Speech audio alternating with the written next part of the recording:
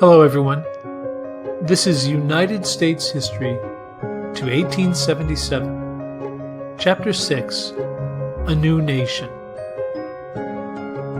In this presentation, we will learn that patriotism grew in the new nation of the United States, but so too did political differences.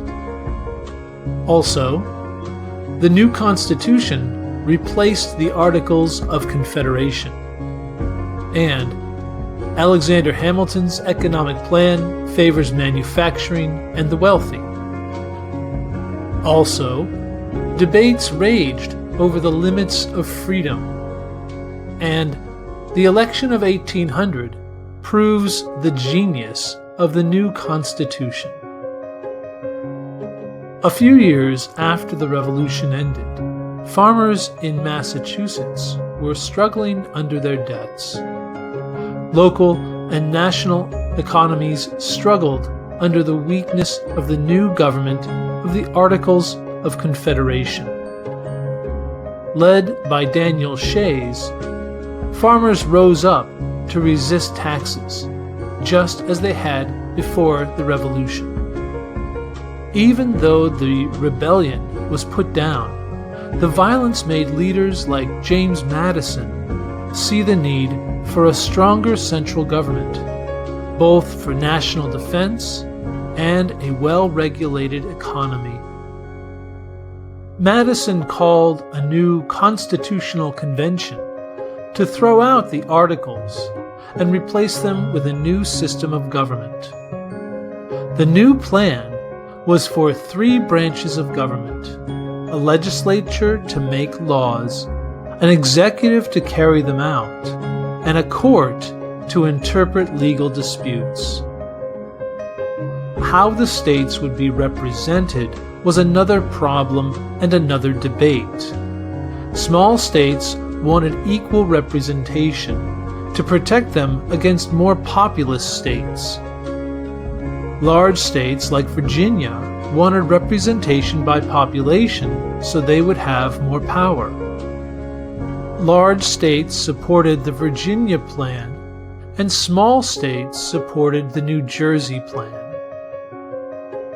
The Great Compromise, proposed by Connecticut Representative Roger Sherman, was to have 2 parts to the legislature.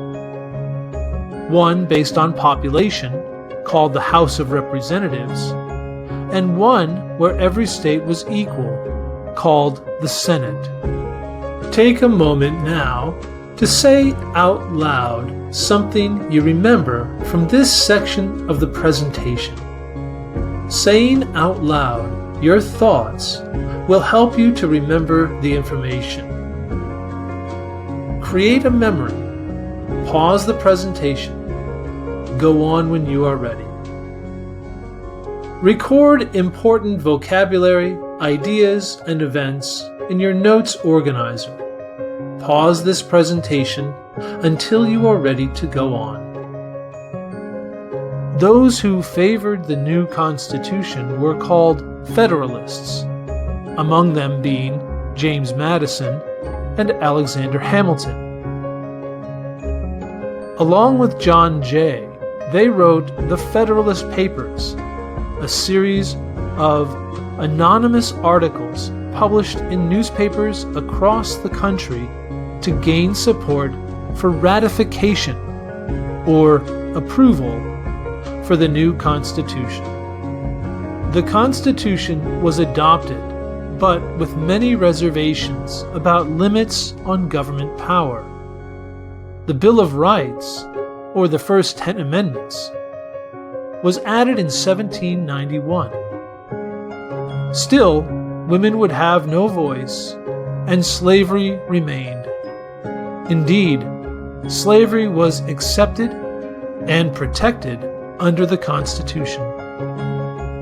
A new financial system was more important to the founding generation. In his presidential administration, George Washington selected a council of advisors he called the Cabinet.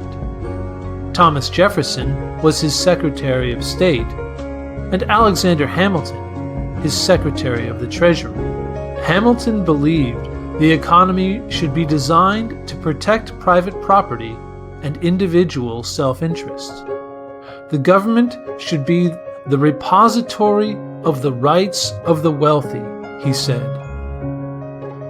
His economic plan would give all state debts left over from the Revolution to the new federal government, about $25 million. Congress would create a Bank of the United States to handle this, and the selling of federal debt to pay off the state debts. The new bank was controversial because it was not mentioned in the Constitution, and many felt it would give the government too much power. It would sell bonds, print money, and give the wealthy more control over government. Hamilton saw support from the rich as a guarantee the new government would not fail.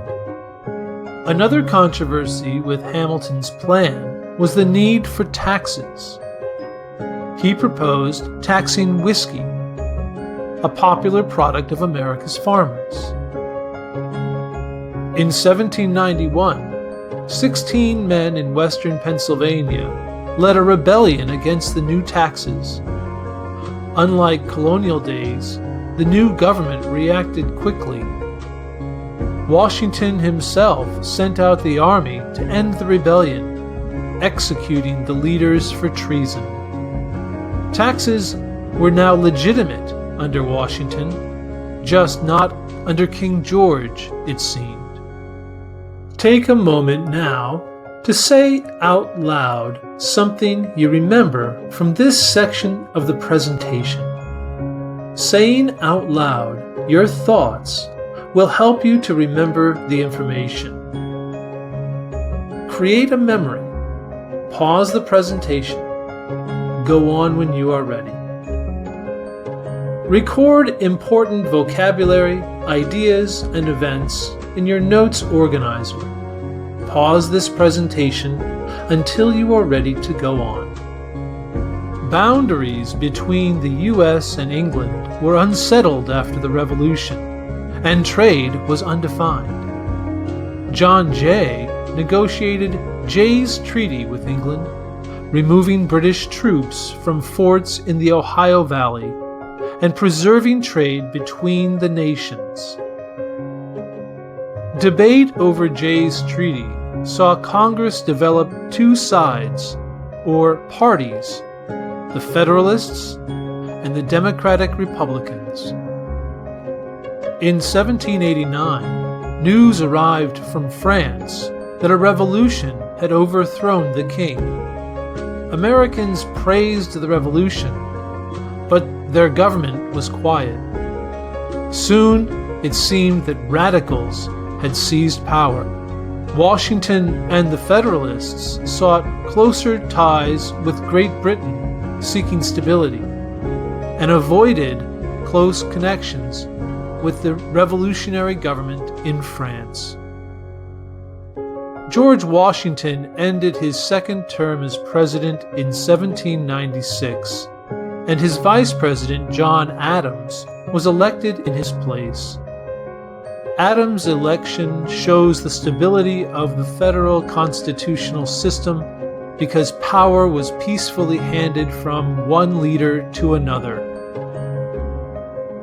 John Adams reached out to the French government, hoping to establish good relations and beneficial trade. But French ministers insulted the American ambassador, demanding bribes before they would meet. The French ministers, called X, Y, and Z in newspapers, were shown to be insulting towards the United States.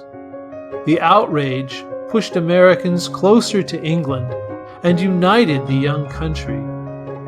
To protect against French influences, Adams sought a new law and won the passage of the Alien and Sedition Act. These new laws gave the president the power to jail critics and expel anyone from the country. Many Democratic Republicans were outraged by these powerful interventions, fearing the destruction of the American Constitution and the arrival of a new tyranny. Take a moment now to say out loud something you remember from this section of the presentation. Saying out loud your thoughts will help you to remember the information. Create a memory. Pause the presentation. Go on when you are ready. Record important vocabulary, ideas, and events in your notes organizer. Pause this presentation until you are ready to go on. Thomas Jefferson, a critic of John Adams and a member of the Democratic Republicans, opposed the Alien and Sedition Acts, drafting the Virginia Resolution, which declared those laws to be unconstitutional in the state of Virginia. The growing power of the young government would dominate the election of 1800. John Adams had lost the support of the public and finished a distant third in the election of 1800. The other two candidates tied in the popular vote, with the Democratic-Republican nominee Thomas Jefferson and the Federalist nominee Aaron Burr needing a break in the House of Representatives. The breaking of the tie between these two candidates reveals again the genius and stability of the United States Constitution. Because no violence resulted from this tied election, the system shows that it could work to prevent violence and preserve peace and stability. The House of Representatives broke the tie only after many votes, ultimately selecting Thomas Jefferson to be the third President of the United States. As John Adams was leaving power, he put many Federalist supporters into jobs as judges. Thomas Jefferson objected and refused to honor these late appointments. The Supreme Court, led by Chief Justice John Marshall, decided the case in Marbury versus Madison. In the decision, the court created a new power for itself that was not described in the Constitution, but has become the most important power of the Supreme Court. It is the power for the court to declare a law or act of government to be unconstitutional and therefore canceled. This is known as judicial review. Record important vocabulary, ideas, and events in your notes organizer. Pause this presentation until you are ready to go on. In this presentation, we learned that patriotism grew in the new republic, but so too did political differences. Also, a new constitution replaced the Articles of Confederation. Alexander Hamilton's economic plan favored manufacturing and the wealthy. Debates raged over the limits of freedom and the limits of government power, and the election of 1800 proves the genius and the stability of the new Constitution.